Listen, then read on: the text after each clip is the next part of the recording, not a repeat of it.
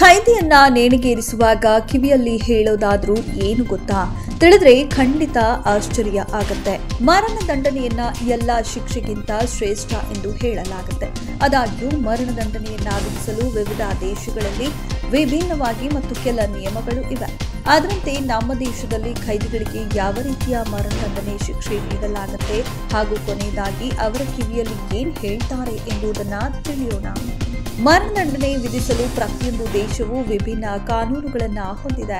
ಕೆಲವು ದೇಶಗಳಲ್ಲಿ ಮರಣದಂಡನೆ ವಿಧಿಸಲು ಗುಂಡಿಕ್ಕಿ ಕೊಲ್ಲಲಾಗುತ್ತೆ, ಇನ್ನು ಕೆಲವು ದೇಶಗಳಲ್ಲಿ ನೇಣು ಹಾಕಲಾಗುತ್ತೆ.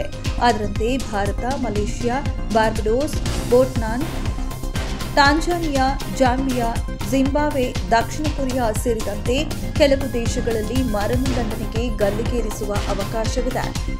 ಆದರೆ Yemen, Tonga, Turkmenistan, Thailand, Bahrain, Chile, Indonesia, Ghana, Armenia ಮುಂತಾದ ದೇಶಗಳಲ್ಲಿ ಗುಂಡು ಹಾರಿಸುವ ಮೂಲಕ ಮರಣದಂಡನೆ ವಿಧಿಸಲಾಗುತ್ತೆ. ಕಾರ್ಯ ವಿಭಿನ್ನವಾಗಿದ್ರೂ ಕೆಲಸ ಒಂದೇ ಎಂಬಂತೆ ಶಿಕ್ಷೆಗೆ ಗುರಿಯಾಗಿರುವ ಖೈದಿಯ ಕಿವಿಯಲ್ಲಿ ಎಲ್ಲ ದೇಶಗಳಲ್ಲಿಯೂ ಕೊನೆಯ ಕ್ಷಣದಲ್ಲಿ ಆತನಿಗೆ ಒಂದು ಮಾತನ್ನ ಹೇಳ್ತಾರೆ.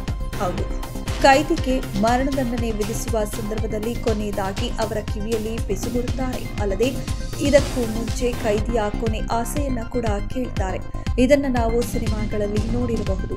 ಕುಣಿಕೆ ಹಾಕುವ ಸಮಯ ಸೇರಿದಂತೆ ಭಾರತದಲ್ಲಿ ಗಲ್ಲಿಗೇರಿಸಬೇಕಾದ್ರೆ ಕೆಲ ನಿಯಮಗಳನ್ನ ಪಾಲಿಸಬೇಕು. ಅಲ್ಲದೆ ಕೊನೆಯದಾಗಿ ನನ್ನನ್ನ ಕ್ಷಮಿಸು ಸಹೋದರ, ಸಹೋದರಿ, ನಾವು ದೇಶಗಳ ಗುಲಾಮರು ಎಂದು ಹೇಳಿ ನೇಣಿಗೇರಿಸುತ್ತಾರೆ.